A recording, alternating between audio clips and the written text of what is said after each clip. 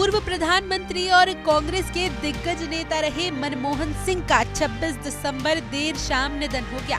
92 वर्षीय मनमोहन सिंह की तबीयत खराब होने पर उन्हें 26 दिसंबर की शाम इलाज के लिए एम्स के इमरजेंसी वार्ड में एडमिट कराया गया था। कुछ देर तक चले इलाज के बाद मनमोहन सिंह के निधन की खबर सामने आई है। मनमोहन सिंह के निधन के साथ ही पूरे देश में शोक की लहर दौड़ी है। 10 साल तक भारत के प्रधानमंत्री रहे मनमोहन सिंह की गिनती वरिष्ठ अर्थशास्त्री के रूप में होती थी।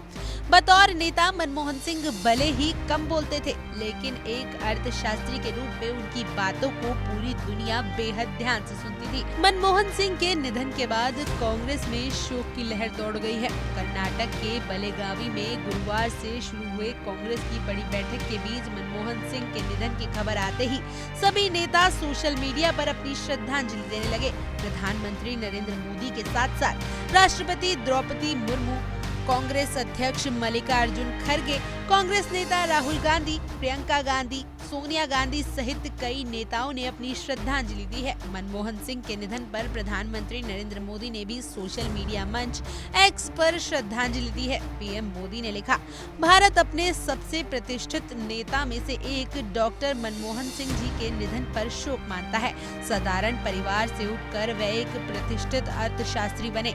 उन्होंने वित्त मंत्री सहित विभिन्न सरकारी पदों पर कार्य किया और वर्षों तक हमारी आर्थिक नीति पर एक मजबूत छाप छोड़ी। संसद में उनका हस्तक्षेप भी व्यवहारिक था।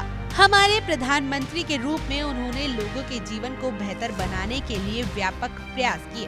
बता दें कि पूर्व प्रधानमंत्री मनमोहन सिंह की छवि एक सरल और ईमानदार नेता की रही है, जो हमेशा अपने विचारों और कार्यों पर ध्यान देते थे। इसके साथ ही डॉक्टर मनमोहन सिंह का व्यक्तिगत जीवन भी बेहद साधारण और शांतिपूर्ण था। वे किसी भी प्रकार की भव्यता या दिखावे से दूर रहते थे।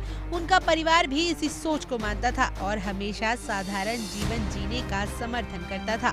डॉक्टर मनमोहन सिंह की पत्नी श्रीमती गुरशरण कौर, जो एक बेहद शांत और विनम्र महिला हैं, उन्होंने हमेशा उनके जीवन में एक सहायक और मजबूत साथी का रोल अदा किया है। मनमोहन सिंह अपने पीछे अपनी पत्नी गुरशरण कौर और 3 बेटियां उपेंद्र सिंह, दमन सिंह और अमृत सिंह को छोड़ गए हैं। तीनों बेटियां अपने अपने जीवन में सफल हैं और परिवार के साथ मिलकर एक साधारण और खुशहाल जीवन जीती हैं।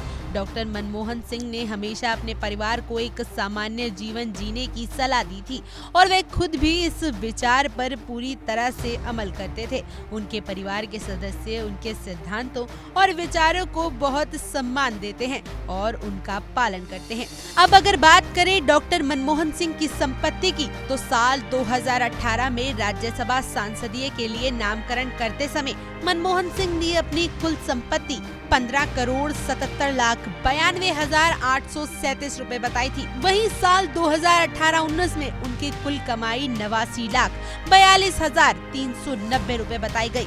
मनमोहन सिंह के नेटवर्थ से जुड़ी ये जानकारी राज्यसभा चुनाव के नामकरण के दौरान दिए गए उनके नामकरण के आधार पर लिखी गई है। बहरहाल डॉक्टर मनमोहन सिंह के निधन से उनका परिवार एक गहरे दुख में है, लेकिन उनका जीवन एक प्रेरणा है।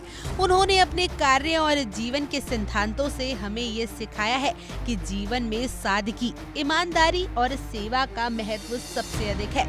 उनके योगदान को कभी भी भुलाया नहीं जा सकता और उनकी नीतियाँ भारतीय राजनीति और अर्थव्यवस्था में हमेशा जीवित रहेंगी। उनका परिवार, जो उनकी विचारधारा और इस सिद्धांतों को मानता है, उनके कार्यों को आगे बढ़ाता रहेगा।